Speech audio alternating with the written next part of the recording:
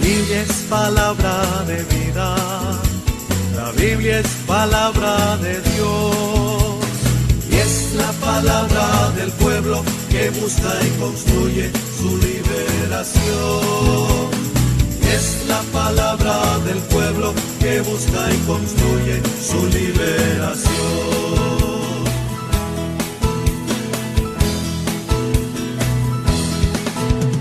La Biblia es candil que ilumina en medio de la oscuridad, y es la palabra que guía a toda la comunidad.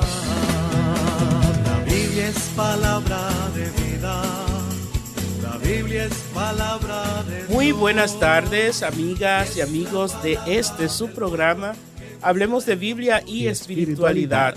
Hoy nuevamente con el querido Jorge Grandel. Jorge, buenas tardes. Buenas tardes, Padre Aquiles, y muy buenas tardes a todos ustedes que nos sintonizan a través de la radio y que también nos miran hoy a través de las redes sociales. Así es. Y hoy de una manera especial, como decíamos la semana pasada, porque hoy estamos en un programa grabado. No es en vivo, no va a haber llamadas ni comentarios porque, bueno, hemos tenido muchos trabajos, muchas cuestiones y nos hemos visto obligados a grabar este programa para no dejar de estar con ustedes. Pero de igual forma le traemos un programa muy, muy interesante que seguimos en esta línea del Adviento y es analizar, acercarnos un poco más a los personajes principales que intervienen en el Adviento a partir de las Sagradas Escrituras. ¿Qué te parece, Jorge? No, para mí es súper interesante, ¿no? Ya nosotros hemos estado viendo como un poquito el sentido del Adviento. Exacto. Hemos visto algunos de los símbolos de este tiempo, lo que compartíamos la semana pasada, cómo se dividen cada una de las 4 semanas, etcétera, etcétera. Bueno, y ahora es interesante entonces nosotros poder también encontrarnos con las personas que aquí tienen, vamos a decir, como el papel principal de esta época que vivimos en la iglesia, de este tiempo litúrgico, como podríamos decir, para nosotros también como contemplar un poquito su vida y seguir comprendiendo el por qué ellos están y aparecen como tan repetitivamente durante este tiempo de Adviento. Que lo importante en esto, Jorge, por eso lo hemos visto como una necesidad incluso de conocer más a profundidad su papel, ¿no? El papel de cada uno de ellos en el Adviento, que por eso nos hemos decidido, ¿no? Por esto. Entonces, los personajes que principalmente vamos a ver, porque intervienen de una manera, como ya hemos dicho, directa y muy insistentemente, es primeramente a Juan Bautista, a José, San José, ¿no? A María, la Virgen, y por supuesto a Jesús, que son ellos 4, ¿no? Los que conforman como este sentido fuerte de lo que es la significación a la cual nosotros estamos llamados y llamadas a seguir en este Adviento. Recordemos que, por ejemplo, los santos y cada personaje de la Biblia a nosotros siempre nos lanza a cuestionarnos, a ver desde nosotros qué estamos haciendo en relación a esos personajes para ver si estamos siendo fieles a lo que el Señor mismo nos va ofreciendo. Así que, Jorge, entrémosle de una vez, ¿qué te parece? Sí, claro, por supuesto, para que también podamos nosotros aprovechar el tiempo, ¿no? Claro. Y compartir esto como manda la ley. Así es. Y como ya hemos dicho, como es un programa grabado, las preguntas o comentarios que tengan, las vamos a ver entonces la próxima semana cuando ya sí vamos a tener un programa en vivo y ahí vamos a poder interactuar directamente. Así es que, bueno, Jorge, como decíamos, el primer personaje, el que le abre el camino al Señor, Juan Bautista. ¿Qué tú sientes? Porque esto más que una cuestión teórica, yo quiero, bueno, nos hemos planteado, ¿no? Que sea ese diálogo, ¿no? Abierto, ese diálogo natural, sencillo, ¿no? Pero que lleve ese sentido al cual nosotros estamos llamadas a experimentar, ¿no? En este Adviento. ¿Qué tú sientes cuando ves el nombre de Juan Bautista en las Sagradas Escrituras? Ay, me vienen a la mente muchísimas cosas, pero como al escuchar ahora cuando tú me dices, yo creo que veo un ser humano capaz de reconocer la misión que Dios le había encomendado y de, como podríamos decir, como de salir del escenario cuando fue necesario en el momento preciso para dejar entonces que aquel que le había dado la misión pueda caminar y pueda anunciar la buena nueva. Exacto. Eso es lo que yo veo, ¿no? He dicho en muchas ocasiones, hemos compartido que Juan Bautista era el papa upa de los profetas en aquel tiempo, en su tiempo. Por supuesto. Y sin embargo fue capaz de darse cuenta cuando ya él había llegado como a donde debía llegar desde la misión que Dios le dio, que él sintió que Dios le dio, y desaparece. Humilde y sencillamente desaparece. Entonces, lo principal es que Juan es el enviado para ir proclamando primero a ese Mesías que nadie conocía, que ni él mismo sabía, sino que él sintió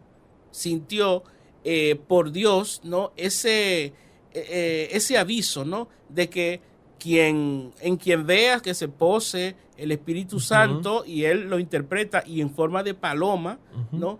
Ahí es que está el Mesías, aquel que yo he mandado, ¿no? Para la redención del mundo.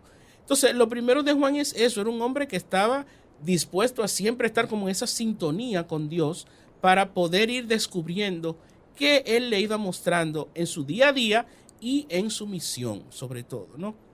En esa manera de él ir haciendo la voluntad de Dios y que esa voluntad iba respondiendo tanto a lo que Dios quería y a las necesidades de ese tiempo, de ese momento. Tú sabes que escuchándote hablar sobre la voluntad de Dios, hay dos cosas que me vienen a la mente. Primero, como dos términos. Uno que se asocia mucho a la espiritualidad ignaciana, que es la palabra como discernimiento, que es un término a lo mejor que para algunos va a sonar conocido, para otros a lo mejor suena nuevo, pero en Juan yo también veo como un hombre con una capacidad de discernir muy fina. Esa es la primera. Y la segunda es como la obediencia, ¿no? Juan como que sabiendo que, o descubriendo la misión a la que Dios le había enviado, también sabe reconocer, hacerse pequeño y de aceptar aquellas cosas que el mismo Jesús le pide, ¿no?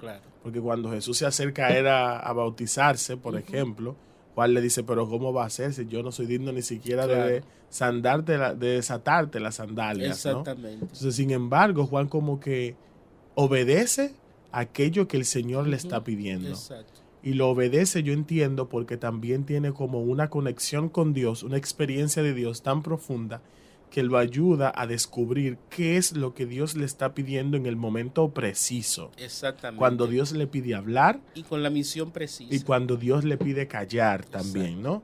Entonces, esos dos términos ahí me llaman mucho la atención cuando te escuchaba hablando de la voluntad de Dios. Jorge, y es que tú has dicho la palabra clave, obediencia. Vamos a ir analizando estos personajes y en cada uno de ellos es la obediencia, lo que le hace a ellos actuar. Que se nos olvidó decir, es un personaje también interesante, importante, que responde a la obediencia de Dios, que es el ángel Gabriel. Entonces, el ángel Gabriel incluso, como ángel, como presencia de Dios, obedece, porque él fue el enviado del Señor a dar el mensaje a cada uno de esos personajes. Porque si nos fijamos, a cada uno de ellos, el ángel le habló. En el sentido de que a Juan no aparece, pero ángel o arcángel en las Sagradas Escrituras lo que quiere hacer alusión es a la presencia de Dios de manera especial, ¿no? Así es. Y en Juan eso es lo que se muestra, ¿no? Entonces, en este sentido, Juan también, que responde, ya como tú has dicho, desde esa obediencia, de esa manera de responder a lo que siente que Dios le va diciendo, es, como decíamos al inicio, aquel que es capaz también de obedecer humildemente y esa humildad caracterizarle en todo su sentido, porque Juan reconoce que él dice cosas muy duras. Sí. Él denuncia, él anuncia, pero denuncia sobre todo. Llamarle raza de víboras a muchas personas, a los que iban donde él, no es fácil, pero él sentía que era la manera como Dios también le pedía, como que diera ese mensaje impactante, ¿no? Para ellos. Entonces, esa manera de él como profeta, anunciar y denunciar, es lo que va a caracterizar, porque al igual después que vamos a ver en la vida ya de Jesús, en su vida plena, cómo la gente, a pesar de lo dura de sus palabras, le siguen. Porque ven que en él hay autoridad y hay verdad. Entonces Juan es obediente, es aquel que denuncia como verdadero profeta y el que siempre se pone a la disposición de lo que siente que Dios le va diciendo. Ciertamente. De lo que Dios le va expresando, como tú también decías, en el momento preciso y con el tema o la realidad precisa. Entonces, Juan hoy, ¿a qué nos invita ese gran personaje? ¿A qué nosotros podemos sentir que nos invita Juan desde nuestro hoy y desde nuestras personas? Eso es una pregunta que debemos hacérnosla todos en este Adviento. Todos y detenidamente. Claro. Porque a veces queremos encontrar respuestas a preguntas como esta que son como muy profundas rápido, ¿no? Y esas preguntas llevan tiempo. Claro. Porque nos involucra en todo nuestro ser, en todo lo que somos. Entonces, precisamente por eso yo creo que es muy válido que nosotros nos hagamos la pregunta con seriedad y que intentemos buscar esa respuesta también a su tiempo, a su momento. Como lo hizo Juan, ¿no? Porque sabemos que también Juan tuvo una relación muy cercana con Jesús, pero a su primo. Claro. A su primo. Desde que estaban en el vientre ya se saludaban, ¿no? Ya se con saludaban. aquel saludo de María e Isabel. Exacto. Entonces es una escena como también que a mí me llama mucho la atención. De mucha ternura. Exacto, Sí. y que muestra también la conexión entre Dios que se hace hombre y la humanidad en el gran sentido de la palabra, ¿no? Que también sabe escuchar aquel mensaje que Dios comunica. Y eso es importante, ahí vamos a llegar, ¿no? A ese punto de esa manera como ya María, con Jesús en su vientre, Isabel, la mamá de Juan, Isabel, esposa de Zacarías, ya con seis meses, ¿no? ¿Cómo se hace como esa relación entre ellos? El otro día yo vi una foto muy bonita, una caricatura, ¿no? Y era que los dos vientres de María e Isabel, como que se encontraban los vientres, ¿no? De ellas dos. Y era Jesús en el vientre de María como pasándole la mano, queriéndole dar la mano a Juan, y Juan en el vientre de Isabel también queriéndole, o sea, una alegoría bonita, ¿no? Una cosa chévere. Pero es importante, sí, también llegar a ese punto. O sea, Juan y Jesús siempre desde el principio estuvieron en esa relación. Y hay mucha similitud en el proceso que vivieron cada una de estas realidades. María, embarazada por obra y gracia del Espíritu Santo. Isabel también, en el sentido de que una mujer ya adulta declarara estéril, ¿no? Cuando decimos adulta, adulta mayor. Y Zacarías también, hombre mayor. Y sin embargo son capaces de engendrar, procrear y bueno, con todo lo de María también, que José, que toda esta cuestión. O sea, hubo en ambas realidades, en ambas situaciones, hubo como esa extrañez, esa manera especial, misteriosa, divina, diría yo, de Dios hacerse presente en estos dos personajes. Lo mismo, yo creo que podíamos resumir eso con lo mismo que dice el ángel. Lo que es imposible para el hombre es posible para Dios. Exactamente. Entonces, ver con por un lado tenemos a Isabel y a Zacarías, que ya son dos personas viejas, diríamos nosotros, y que, bueno, ya no van a tener hijos. Y de repente Dios le concede la gracia de concebir. Y por otro lado, vemos a María, que queda embarazada por obra y gracia del Espíritu Santo. Una cosa que en la cabeza humana como que nosotros no lo podemos pensar. Es una cosa como que sale de todo razonamiento lógico, ¿no? Y sin embargo Dios lo hace posible. Entonces hay como esa cierta similitud entre las dos realidades. Y yo creo que ahí debemos llegar desde este personaje, ¿no? Desde Juan, desde Jesús, pero uniéndolos, ¿no? O sea, a nosotros hoy nos debe decir Dios, tengan esperanza. Porque para lo que nosotros no se puede, para Dios sí es posible. Amén. Entonces, es una manera de que en este Adviento, desde Juan, desde Jesús, nosotros veamos que Dios sí puede hacer grandes cosas con nosotros. Ahora, como dijimos desde el principio, Juan fue un hombre que siempre estuvo a esa disponibilidad de Dios, a su mensaje, obediente, haciendo lo que tenía que hacer, en el sentido de que no le importaba si esta denuncia o este anuncio que tenía que hacer iba a afectar a unos o a otros, sino que él vio dónde era necesario poner justicia y la puso. Entonces, en ese sentido, todo eso yo creo que a nosotros hoy nos debe de decir fidelidad. Fidelidad a Dios, al mensaje que Él pone en nosotros, porque somos sus instrumentos, como Juan, que nosotros también nos sintamos eso, instrumentos de Dios, y que actuemos siempre iluminados desde lo que el mismo Señor nos dice y lo que sentimos que Él nos expresa. Así es. Yo creo que al final también que nosotros podamos como tomar de ejemplo aquello que dice el evangelista sobre Juan, ¿no? Que era reflejo de la luz, no era la luz al final. Entonces yo creo que también nosotros estamos llamados a hacer lo mismo. Hacer luz. En este tiempo de Adviento, ¿no? Reflejar esa luz que a nosotros se nos ha sido regalada.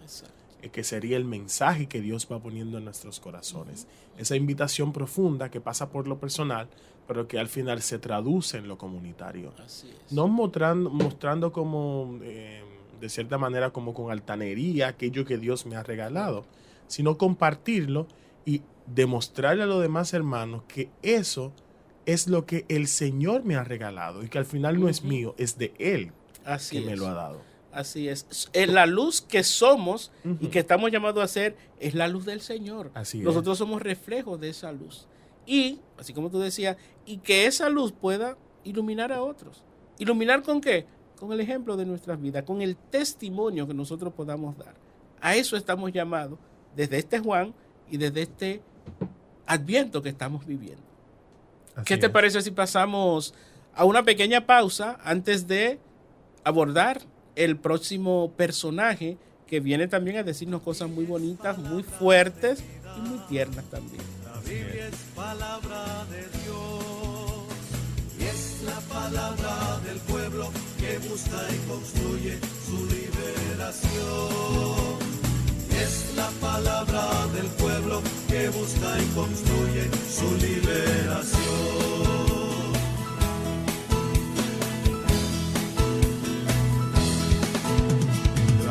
Es candil que ilumina en medio de la oscuridad y es la palabra que guía a toda la comunidad. La Biblia es palabra de vida, la Biblia es palabra de Dios y es la palabra del pueblo que busca y construye su liberación. Es la palabra del pueblo que busca y construye su liberación.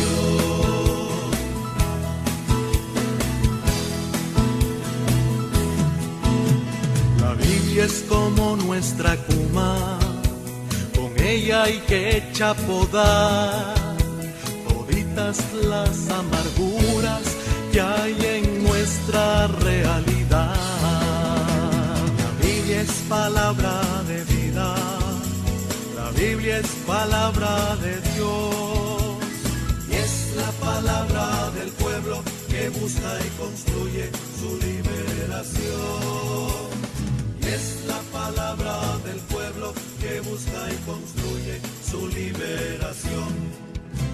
La Biblia es como la lluvia que hace crecer nuestras milpas, hace crecer las semillas del amor y la alegría. Muy buenas tardes, aquí nosotros entonces retornamos con este su programa, hablemos de Biblia y espiritualidad. Así como decíamos al inicio, entonces nosotros hoy estamos así como en una plática amena sobre los personajes que aparecen muy repetidamente en este tiempo de Adviento. Ya habíamos hablado hace un momentito sobre Juan el Bautista. Ahora, ¿qué te parece, Padre Aquiles, si conversamos un poquito acerca de la vida de José? José. Que es otro de los personajes que aparece y que muchas veces nosotros como que no le prestamos mucha atención a lo que ese personaje también viene a decirnos a nosotros durante este tiempo. Claro. Y es un personaje muy, muy interesante porque hay muchos de nosotros que en algún momento nos hemos cuestionado sobre, ven acá, ¿y por qué de José no se dice más en la Biblia? De José nada más se dice pocas cosas. Bueno, cuando el ángel se le presenta, que él quiere repudiar a María. Después cuando el niño nace, que él lo lleva a Egipto para salvarlo de Herodes. Y ya. José desaparece. Entonces como que no hay una historia creada de José. Entonces, ¿por qué se da eso? Lo más importante que hemos visto en ya varios personajes, en varias situaciones de la Biblia, es que todo lo que está en la Biblia no está puesto ahí por casualidad, sino que tiene un porqué. Y que la Biblia, sobre todo, como también insistentemente hemos escuchado, no es un libro que ofrece biografía de las personas, sino más bien es un sentido global para expresar quién es Dios para la comunidad, las personas que escriben ese determinado libro. Entonces, José viene con una misión literaria, se puede decir, ¿no? Por los personajes, pero él como persona también con una misión de Dios que la cumple a cabalidad. Lo principal, José es del linaje de David, como ya hemos leído muchas veces y sabemos. Dice que era de la casa de David, el rey David, ¿no? Y de ahí, de ese linaje, era que tenía que nacer el Mesías, el Mesías de Dios. Entonces, la misión de José no es mostrarse él o mostrar solamente que fue esposo de María y punto, sino es darle la herencia del linaje de David a Jesús. En aquel tiempo, Jorge, lo importante no era la paternidad biológica. Con el hecho de un hombre criar, por ejemplo, a un hijo, por eso no era cuestión de que si tuvo más hermanos, más hijos, lo que sea, sino que los primos, porque se criaban todos juntos, eran también como hijos, ¿no? De los hermanos, de los que de los que estaban como en esa familia, por decirlo así. Entonces, José, sabiendo ya, ¿no? Por el sueño del ángel y toda esa cuestión, de que el hijo que iba a nacer de su mujer, María, era del Espíritu Santo, lo asume como hijo y le queda como esa naturaleza, porque él fue que lo recibió y lo crió. Entonces, en ese tiempo, así era la cosa. Una cuestión que nosotros quizás se nos hace un poquito difícil comprender, porque es muy diferente, ¿no? Aquí se habla en nuestro tiempo de hijos biológicos, hijos naturales y toda esa cuestión, ¿no? Hijo de herencia, ¿cómo se dice esto también? Cuando hijo adoptivo y toda esa cuestión.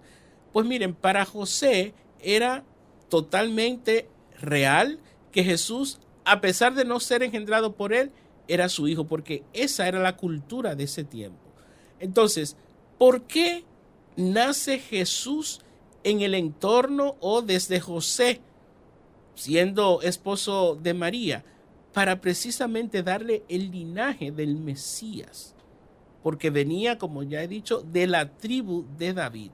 Entonces, José cumple con esa misión y es más notorio todavía cuando vemos que en un sueño el ángel se le presenta, el ángel Gabriel se le presenta y le anuncia lo que ya le había dicho a María y que ya, bueno, era como lo que faltaba para completar esas informaciones, podemos decir, para proteger al niño, para cuidarlo, para darle ese linaje.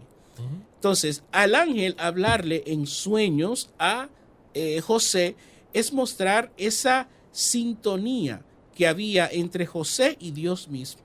Recuerden que en lo que más insiste la Sagrada Escritura en José es decir que era un hombre justo, es decir, un hombre bueno, un hombre abierto a lo que Dios podría ir diciéndole a él. Entonces, desde esa manera, desde esa justicia, ¿no?, de él actuar, él también hace un proceso. Ese diálogo que tiene él con Dios, ¿no?, con el ángel en el sueño, es mostrar también que él tuvo que hacer un proceso para entender todo aquello. Es una manera de enseñarnos hoy a nosotros también, que a veces queremos las cosas de un todo. Tenemos que hacer proceso.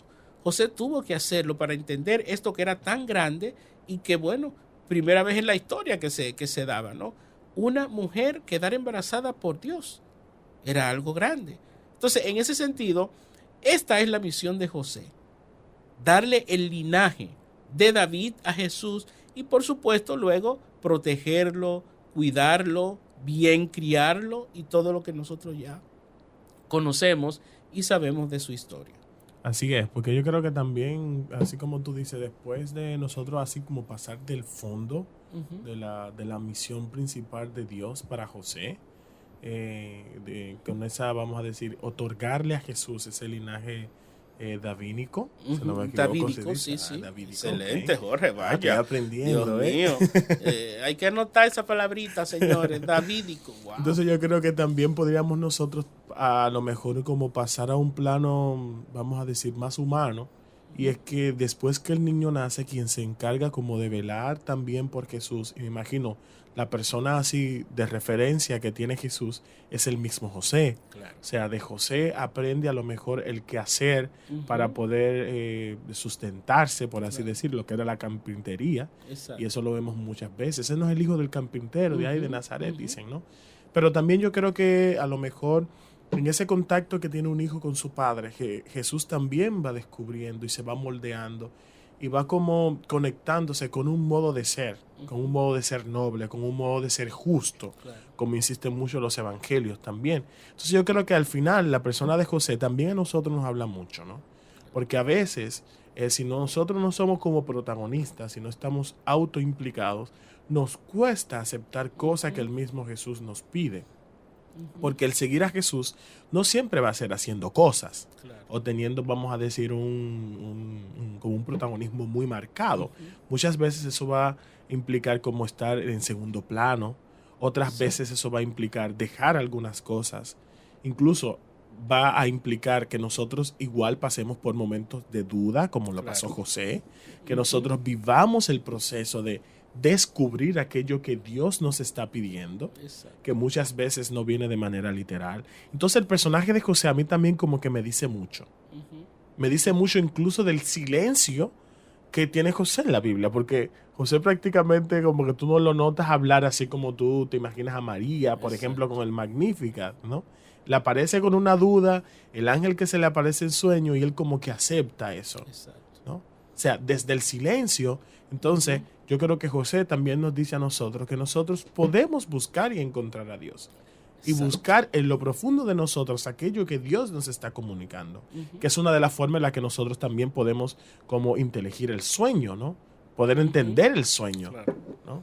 De ese momento, ese espacio en el que nosotros necesitamos para conectar con nosotros y descubrir en lo profundo de nuestro ser aquello que Dios nos pide. Y este tiempo de Adviento a mí me parece que es genial también para eso, ¿no? ¿Por qué es tan difícil para ti, Jorge, el silencio hoy día? Imagínate, la cultura que nosotros vivimos es mucho de ir rápido, es mucho de como de detenerte. Eso es muy difícil. De brillar. Eso es prácticamente lo que nos quiere vender el mundo, ¿no? Que nosotros mientras más tenemos, entonces es que más valemos supuestamente. Entonces es como una vida tan acelerada que nos está llevando como a gozar de las pequeñas cosas que se pueden ir muy rápido y al final nosotros no como que nos centramos a mirar y a preguntarnos y a tomar como un momentito, una pausa en nuestro día para examinar como muy profundamente qué es lo que de verdad me llena, ¿no? Es difícil que nosotros podamos hacer silencio en nuestra vida porque lo que nos venden los medios es precisamente como el desenfreno. Exacto. Es como que nosotros vivamos la vida desde la superficialidad. Exacto. Y lo que fácil viene, dice por ahí, fácil se va. Entonces, precisamente, yo creo que José es, podríamos decir nosotros, uno de los personajes que aparece para que nosotros también podamos cuestionar esta realidad. ¿Por qué me cuesta a mí hacer silencio? A veces cuando nosotros hacemos silencio, es que se escuchan las voces más profundas y más grandes, y esos ruidos que a uno hasta les asustan. Porque son los ruidos propios. Exactamente. Son los temores propios. Y cuando uno tiene una cosa que le asusta, uno no quiere acercarse con eso. Claro. Como un animal, cuando uno lo ve, ¡ay! Uno se asusta, ¿no? Huyendo. Claro. Y así pasa también en nuestra vida interior. Y cada vez que en las Sagradas Escrituras se habla de desierto, precisamente es eso, encuentro con Dios. El pueblo de Israel que pasó 40 años en el desierto es un símbolo de que tuvo que hacer un proceso grande, ¿no? De salir de la esclavitud a la libertad, que tú sabes que no es fácil también. Entonces es eso que decíamos, ¿no? Vivir la vida loca, hacer lo que me dé la gana. Entonces, no es eso. Sino nosotros poder ver, ir al desierto, ir a nuestro interior, ¿no? Hacer silencio no es fácil. Pero sin embargo, como tú decías, es lo que nos va a garantizar ese poder entrar en contacto con Dios y entender, porque esa intimidad entre Dios y yo, entre Dios y los seres humanos, es necesaria. Nosotros no podemos pretender vivir siempre con la bulla, vivir siempre que otro me esté diciendo las cosas. Es importante y necesario que yo también intime con Dios. Y José es símbolo de eso en las Sagradas Escrituras, del hombre que escucha, del hombre pasivo que busca también desde esa tranquilidad responder. Porque como tú también decías, Jorge, no estamos para siempre estar en actividad y hacer las cosas. Por eso es necesario que durmamos también nosotros, ¿no? Porque si no dormimos no descansamos. Entonces ese descanso físico tiene que ver también con ese descanso con el Señor interior, que me tiene que llevar a mí a desde ese contacto entonces ir descubriendo dónde y cómo me está hablando Dios. Ciertamente. Y yo creo que eso es sumamente importante, sobre todo para el mundo juvenil hoy, ¿no?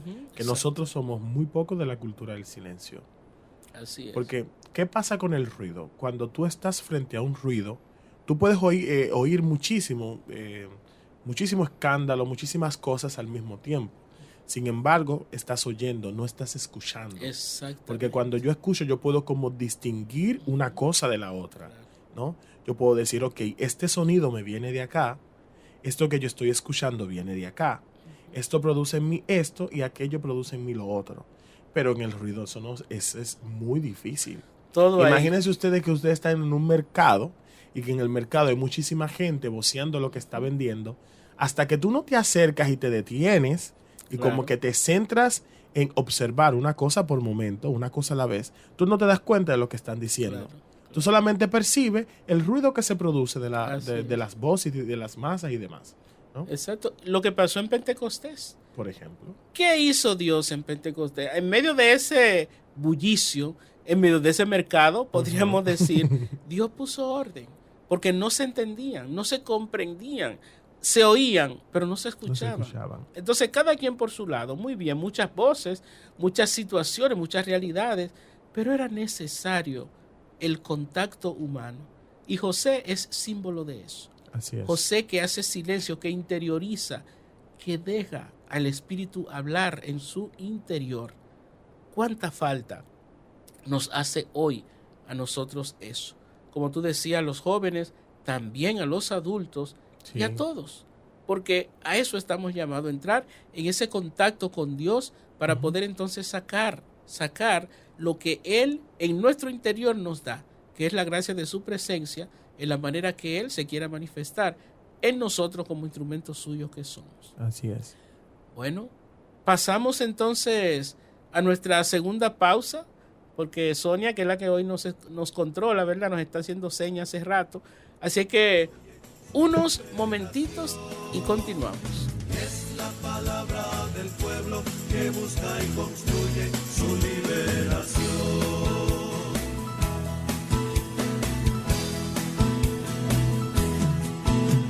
La Biblia es como nuestra cuma, con ella hay que echapodar toditas las amarguras que hay en nuestra realidad.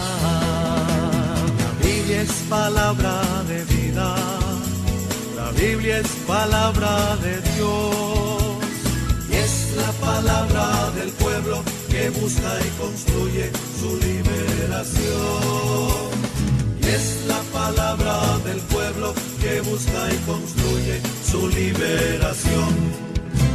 La Biblia es como la lluvia que hace crecer nuestras milpas, que hace crecer las semillas del amor y la alegría. La Biblia es como las tortillas que hacemos en el comal, porque es para compartirla.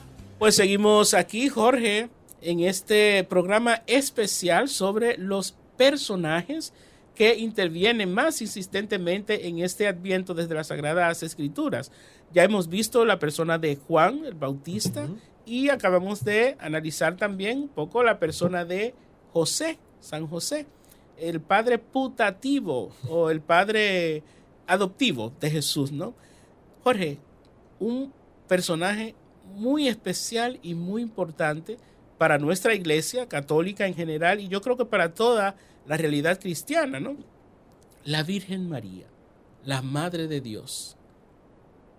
Tremendo personaje. No, mira, cada vez que yo tengo que hablar de María o pienso en ella, me llega como esa ternura, esa mujer normal, ¿no? Esa mujer tierna, amable, bondadosa, que como toda madre busca lo mejor para sus hijos y nosotros, como sus hijos adoptivos, también recibimos de ella como esa ñoñería, esa ñoñería. Yo así me pongo con María, la amo, ¿no? Con todo mi corazón y reconozco que por ser la Madre de Dios es todo también para nosotros. Sin duda alguna, yo creo que María a nosotros se nos presenta durante este tiempo de Adviento como uno de los personajes como cumbre, ¿no? Exacto. Y, por ejemplo, nosotros la tenemos muy presente en el tercer domingo de Adviento, claro, que la semana pasada decíamos que era el domingo de la alegría, de la alegría, porque es el momento en el que ya Dios se encarna.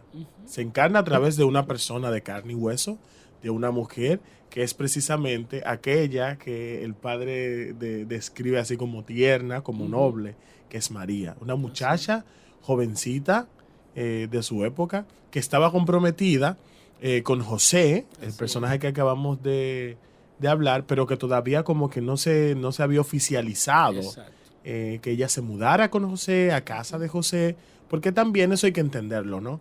Esa unión no se daba de un día para otro. Claro. No, eso era un proceso. No es como ahora, ¿no? Que los matrimonios son te casaste, te vas. Te fuiste. No, eso era un tiempo. La familia tenía incluso que consentir aquel matrimonio.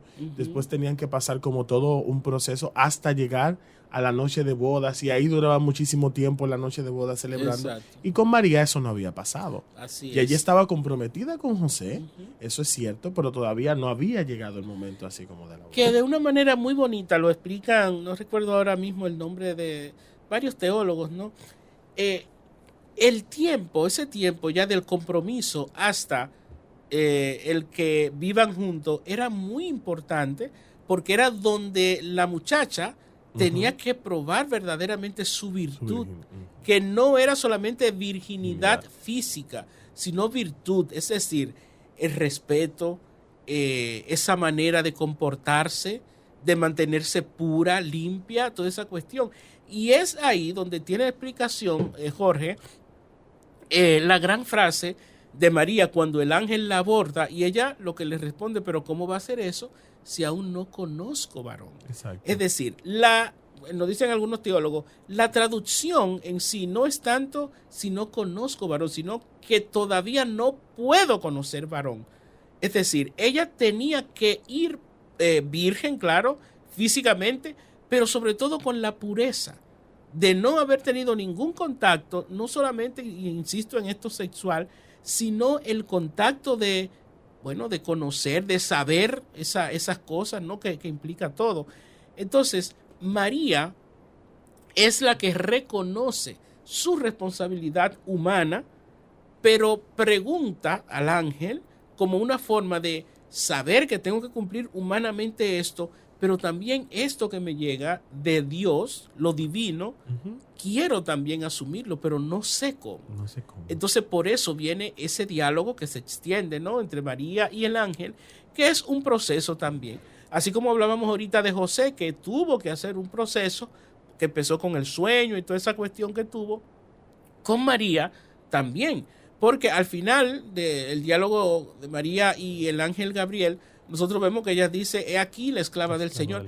Pero no fue ahí, o no fue así que se dio todo de un solo momento, por decirlo así, sino que lo que quiere mostrar es ese proceso, el cual terminó con el sí de María, con su aceptación y su humillación.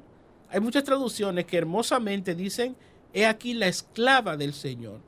¿quién era la esclava? Era la que servía, la que estaba a la disponibilidad. Y por eso yo insisto tanto. Nosotros insistimos en María, en su virginidad, y que la Virgen María, la Virgen... Y claro, eso habla de su pureza, de todo lo demás. Pero lo más importante de María no es eso. Lo más importante de María es su disponibilidad a Dios para que en ella empiece, ¿no?, a darse el plan que él tenía para redimir, es decir, para salvar. María pudo decir que no. Y bueno, Dios se iba a buscar la manera de redimir de otra manera quizás. Pero su sí, su manera de aceptar eso, es lo que hace posible que de esta manera que desde el principio quiso Dios, se diera. Entonces, María, su virginidad es importante, pero no es lo más.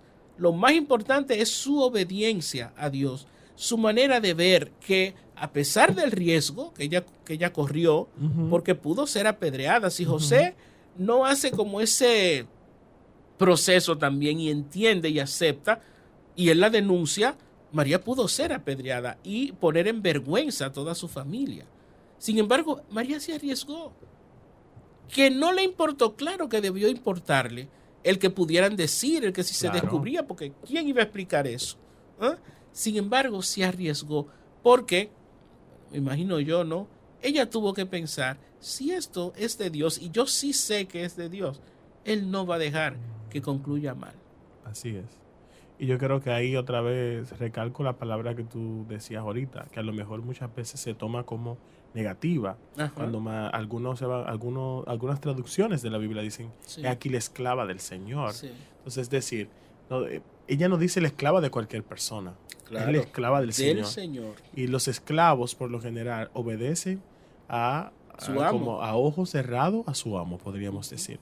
Sin embargo, María también entiende que el decir es aquí la esclava del Señor, ella no se está sometiendo a una esclavitud con cadenas, sino a una esclavitud que libera. Suena como contradictorio, sin embargo, es como lo que yo siento y pienso cuando veo y escucho este evangelio siempre, ¿no?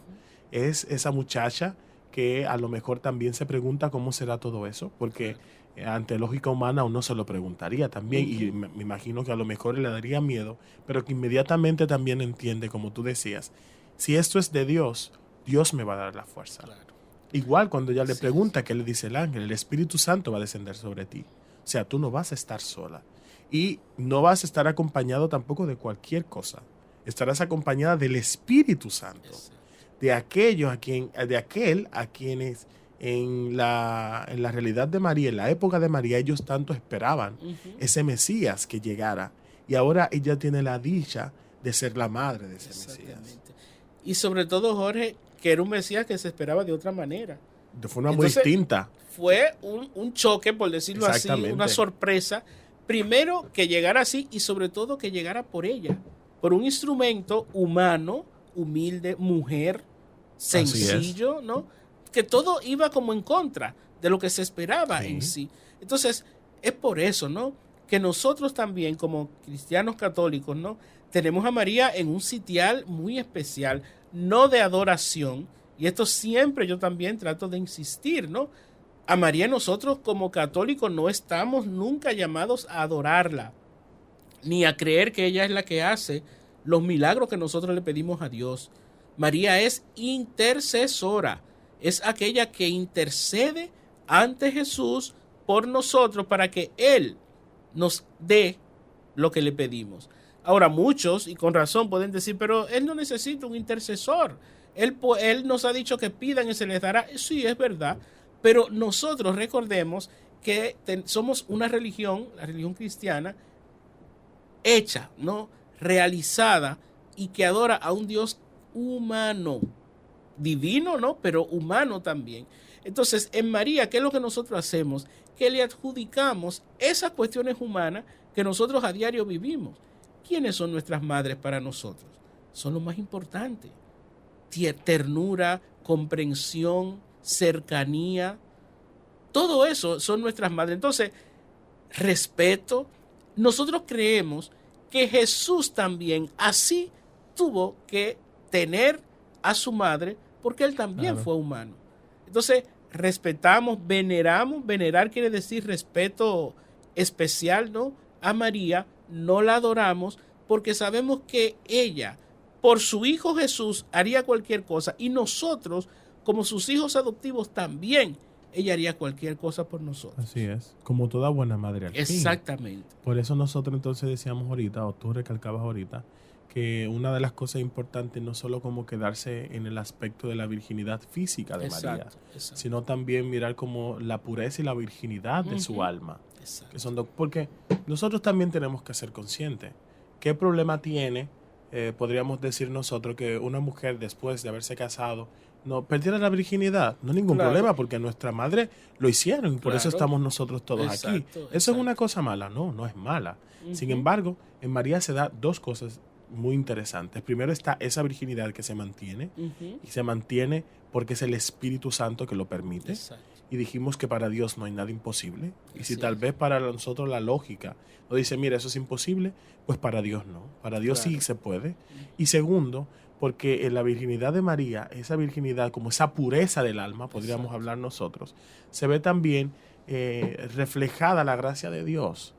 Se ve también una mujer que es capaz de, a pesar de todos los pensamientos que pudieron invadirla, del miedo que pudo arroparla, ella decide decir sí. Yo voy a hacer la voluntad del Señor. Yo voy a cumplir lo que el Señor me está pidiendo, porque yo sé y reconozco que Él está conmigo. Como muchas veces nuestras madres, que son capaces de dar la vida y que lo hacen por sus hijos. Y lo hacen de manera muy cotidiana. Dar la vida no solo implica, y aquí podríamos hacer la misma comparación, morir físicamente. Hay muchas madres que mueren por sus hijos y aún siguen vivas, ¿no? Porque se entregan con todo lo que son a educar a sus hijos, a enseñarles, a acompañarlos. Sacrificarse. Se sacrifican para que nosotros podamos tener un mejor futuro. Y yo lo hablo en mi caso particular, ¿no? Lo hablo también de papi, pero como estamos hablando en este caso de la Virgen María, yo creo que durante todo el tiempo que viví en mi casa, vi cómo mami se sacrificaba también por darle lo mejor de sí a nosotros, a sus hijos. Entonces me imagino yo cómo María debe sentirse en ese momento. Primero, es un hijo, pero no es un hijo cualquiera. Es Dios que decide hacerse hijo, la segunda persona de la Trinidad. Y ella tiene como esa doble dicha. Primero, la alegría de tener un hijo, de ver un hijo nacer y de cargarlo en sus brazos.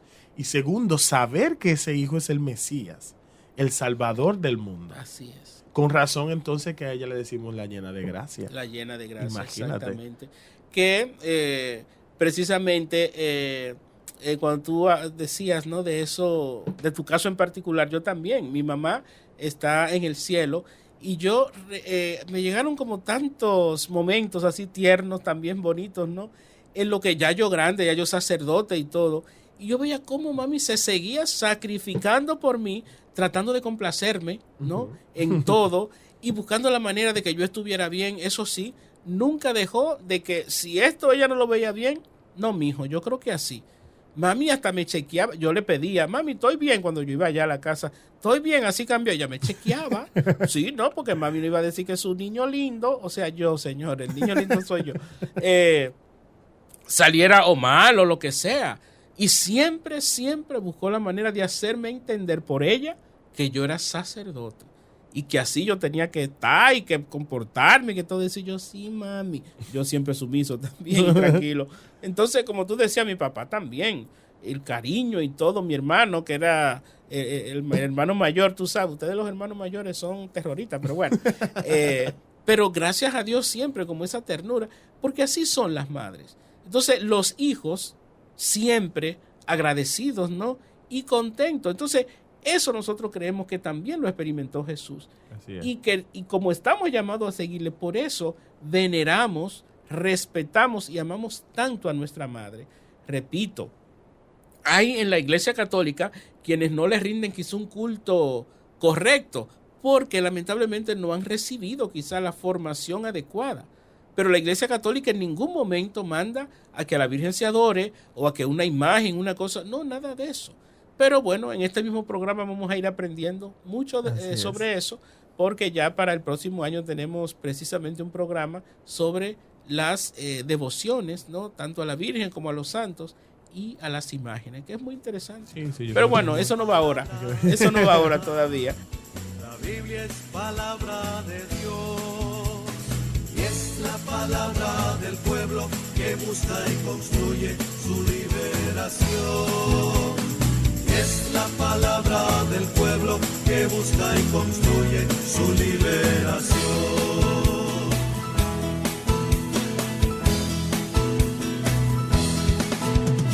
La Biblia es candil que ilumina en medio de la oscuridad y es la palabra que guía a toda la comunidad.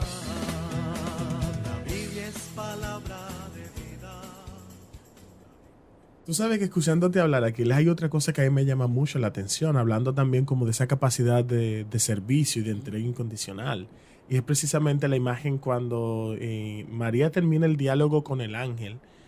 Lucas nos pone como que al final dice, y después la dejó el ángel. Así es. Pero María no se quedó ahí, como que el ángel la dejó y punto. Uh-huh. Sino que Lucas también insiste en hacernos ver esa entrega generosa de María. Que es no parte se de queda, su vocación. Exacto, que no se queda solo en acoger el Hijo de Dios. Uh-huh. Porque ella, ¿qué hace? Cuando escuchó que su prima, también Isabel, está embarazada, se puso en para camino. Allá vamos no, yo allá. tengo que ir para de mi prima. Claro. Y se va sabiendo, bueno, le está pasando una cosa increíble, primero. Uh-huh. Segundo, sabe que eso va a ser muy desafiante.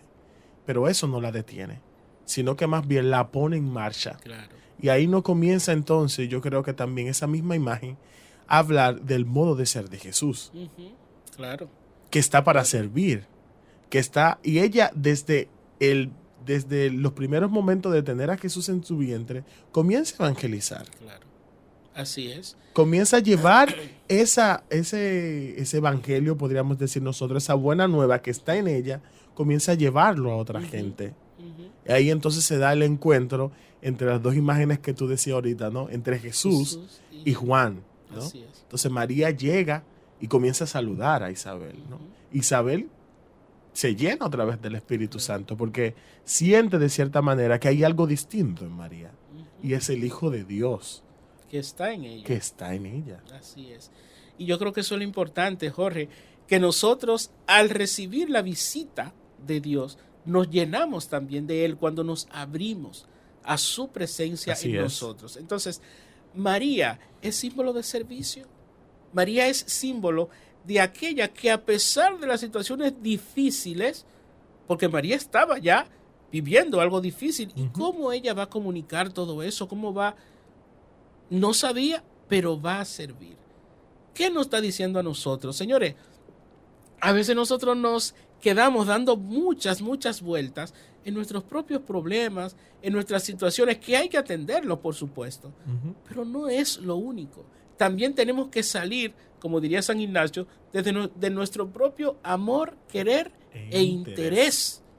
Tenemos que salir de eso, porque no podemos creer que nosotros somos los únicos que tenemos los problemas, que nosotros somos, que nos vamos a morir, que vamos... No, María nos enseña a servir en medio de la dificultad de su propia vida.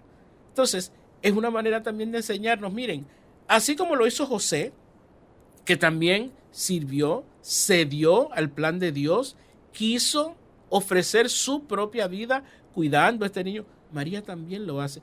De ahí Jesús aprendió lo que le iba a caracterizar a él como el Dios encarnado que quiso ser para nosotros. Entonces, en ese sentido, es importante que nosotros, ya que hemos hablado, y le digo la verdad, un poco superficial de estos personajes, que nosotros veamos qué nos dicen cada uno de ellos a nuestra vida, a nuestra persona y al llamado que Dios mismo nos hace, porque Dios a todos nos llama.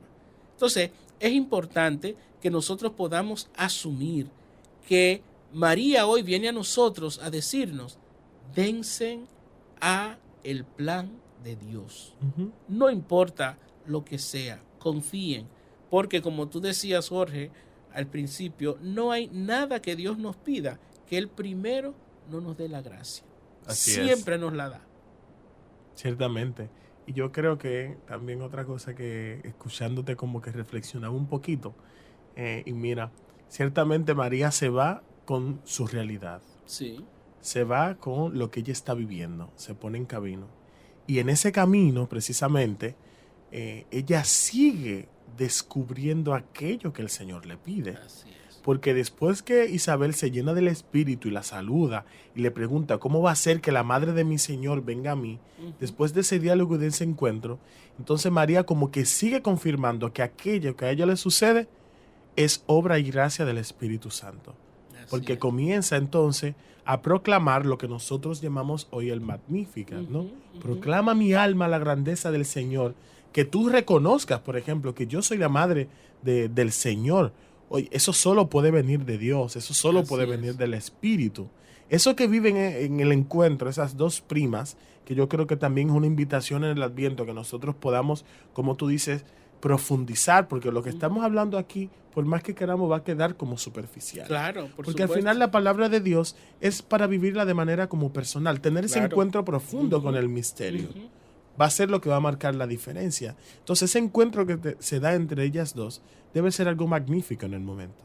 Y algo que desborda sus corazones y que tanto a una como a la otra le ayuda a confirmar lo que ellos van viviendo. Así es. Que lo que ellos están pasando, por un lado, Isabel con su realidad ya de ser una mujer adulta y de quedar embarazada y teniendo a Zacarías que no podía hablar, y por otro lado María, que lleva en su vientre al Hijo de Dios.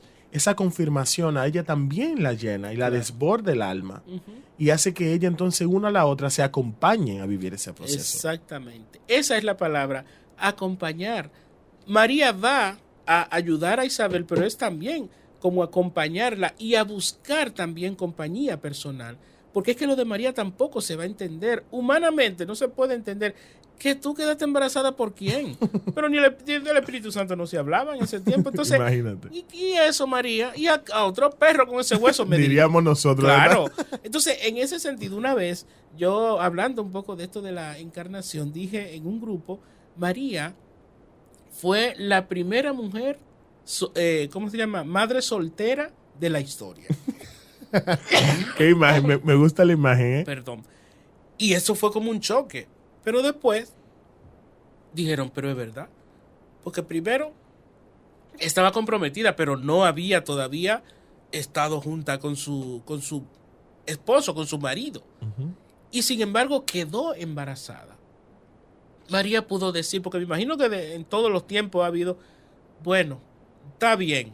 Y después arrepentirse y abortar, por ejemplo. O sea, todo eso son posibilidades que se pudieron dar. Sin embargo, María nos enseña, miren, en medio de la dificultad del no saber, porque una de las cosas que hoy yo siento que caracteriza a nuestra sociedad es el que queremos tenerlo todo claro. Sí. Eso nos da seguridad. Eso es como lo principal. Yo tengo que estar seguro de todo lo que yo voy a hacer. Y si la ciencia no lo afirma, entonces no es válido. No, espérate, yo tengo que confirmar eso. Para que eso se... Mira, si no, bueno. No, y que yo quizás, yo no estoy preparado para esto. O qué va a decir la gente, qué va a decir el qué dirán. O sea, nos llevamos mucho de eso. Si María hubiera recibido esa invitación en este tiempo, yo creo que la historia hubiera sido otra, la pobre. en el sentido de que nosotros, señores, en María también tenemos que buscar otros ejemplos, ¿no? Que no es solamente, por eso insistí ahorita, el de la virginidad, el del sí, y toda esa cuestión que suena muy bonito, pero señores, no es fácil, no fue fácil para ella, y hoy nosotros es todo lo contrario. Mientras más tranquila, por decirlo así la cosa, mientras más segura la tenemos, mientras más clara, pues ahí sí. Ahora, si no está así, pues no. Dios no nos pide que estemos claros en todo, sino que descubramos primero que Él cuenta con nosotros y que ese contar a veces es desde esa pura y auténtica confianza. Confiar en Dios. Y a eso María, yo siento que hoy de una manera muy, muy especial nos invita. Así es. Yo creo que nos invita también, porque muchas veces yo me he puesto a pensar qué implicaciones tuvo ese sí para la vida de María. Claro. Y para su familia. Porque no era ella sola, evidentemente, claro, imagínate. Pasar una cosa así también de cierta manera afectaba a toda la familia. Claro. porque de cierta manera iba a ser como la deshonra, podríamos decir nosotros. Exacto. Sin embargo, terminó en lo contrario. Exacto. La Madre de Dios, que es, Jorge, que lo que también queremos insistir, de ese título, que es el más real de María, Madre de Dios, de ahí que le vienen todas las demás advocaciones que nosotros también conocemos, ¿no? Que quería también llegar a ese puntito. O sea, miren, María, si no hubiese sido la madre de Jesús, que es nuestro Dios, hubiera pasado a la historia como una mujer más. Todo lo que se le reconoce a María es porque es la madre de Dios. Porque como cristianos y cristianas reconocemos que Jesús es Dios. Entonces, los demás, como llamamos, ¿no? ¿Cómo se llama? Estas realidades que nosotros desde la fe le damos a María en nuestra iglesia es por la gran realidad de ella ser la madre de Dios. Entonces, eso ahí es donde radica toda la importancia de ella. Podemos decir que no fue esto, que no fue lo otro, que concebida sin mancha original, que virgen siempre, permanentemente. Usted lo quiere dudar, dúdelo. Pero el que nunca se puede dudar es que fue y es la madre de Dios. Entonces, de ahí es de donde nosotros, como cristianos católicos, le adjudicamos, le ponemos todos esos títulos, ¿no? Que vamos siempre a tener por fe, pero que ella nos enseña que así como nosotros la creemos, en verdad ella fue. Es la misma Virgen, la Virgen de la Paz, la Virgen del Rosario, la Virgen del Perpetuo Socorro, es la misma Virgen María.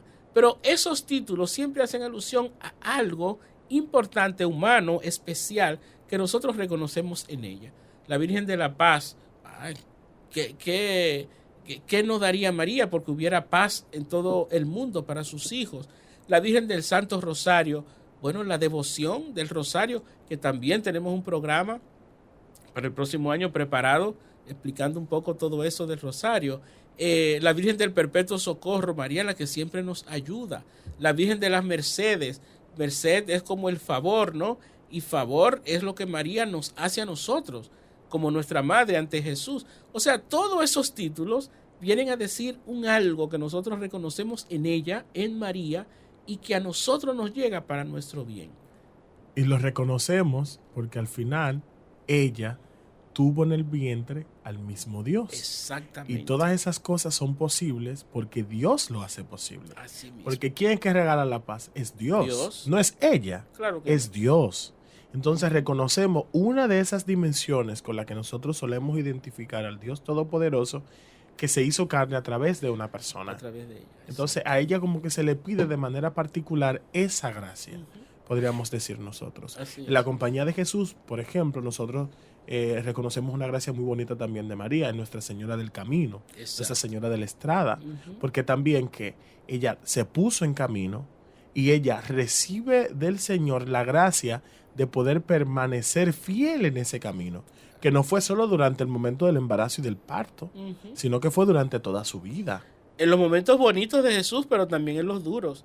Estuvo en la boda de Caná, qué bueno, ejemplo, que ella intercede, ella es la que provoca y es lo que nosotros vayan, hagan también, lo que él les diga. Ella se va, hagan lo que él diga, ella no dice, ven Jesús, ayúdame, o déjame yo hacer esto, ponte ahí por si me falla. No, hagan lo que él les diga. Ella lanza a Jesús. Y también en los momentos duros, María estuvo en la cruz. A los pies de la cruz de Jesús. Y por eso nos dice en las Sagradas Escrituras, y todo lo guardaba en su corazón. Como una manera de ir interiorizando todo esto y viendo cómo Dios cumplía esa invitación que desde el principio le hizo de ser madre de ese que iba a ser el Mesías y el liberador. Así es. Entonces, ojalá que nosotros, Jorge, bueno, ya Sonia nos está cortando porque ya hemos cumplido el tiempo y nos falta hablar de Jesús. Entonces, para la próxima semana vamos a tener otro programa también especial, ¿no? Pero ya hablando puramente de Jesús, de su misión, por decirlo así, porque sí, Jesús viene y qué bonita, todas las calles, qué bonita están las casas y las calles, ¿no? Sí, con tantas luces, a mí me encanta todo esto. Pero hay que dar un pasito más y ¿A quién que estamos celebrando? Vamos a conocer un poquito más de él, porque también hablamos mucho de Jesús, pero es importante con qué él viene y para qué. Entonces, ese es el tema, ¿no? Jesús, ¿no? Y su misión, que ahí Jorge se va a explayar y bueno, vamos a estar aprendiendo mucho con él. Así es que muchas gracias, muchísimas gracias por este programa especial, ¿no? Que hemos tenido. Y bueno, para la próxima semana los esperamos ahí, Jorge. Así es, ¿no? Agradecerles y como dice el padre Aquiles, la próxima semana entonces nos encontramos para nosotros poder seguir como reflexionando acerca de estos personajes y de manera muy especial con el personaje central de nuestra historia, ¿no? Con ese, diríamos nosotros, con ese galán de telenovela que sigue enamorando tantos corazones. Entonces, muchas gracias por estar ahí en sintonía con nosotros y esperamos que la próxima semana podamos seguir compartiendo este su programa que llega a través de Radio Marién, la educadora de la frontera. Así es. Que Dios les bendiga, que Dios les acompañe y gracias por permanecer ahí. Que María, José, el ángel Gabriel les bendiga, les acompañe y permanezca ahí en su corazón para siempre. La Biblia es palabra de vida, la Biblia es palabra de Dios y es la palabra del pueblo que busca y construye su liberación. Es la palabra del pueblo que busca y construye su liberación.